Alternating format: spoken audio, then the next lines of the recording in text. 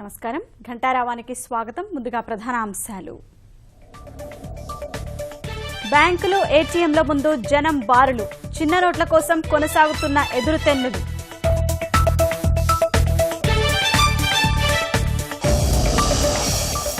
శ్రీకాకుళంలో నేడు చంద్రబాబు పర్యటన, 2 కిలోమీటర్లు పాదయాత్ర చేయనున్న సీఎం.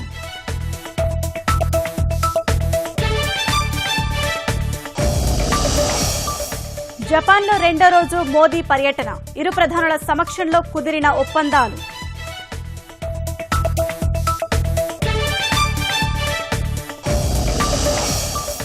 తిరుమల మొదటి కనుమ రోడ్డులో ప్రమాదం, రక్షణ గోడను ఢీకొట్టిన కారు, 4 గాయాలు.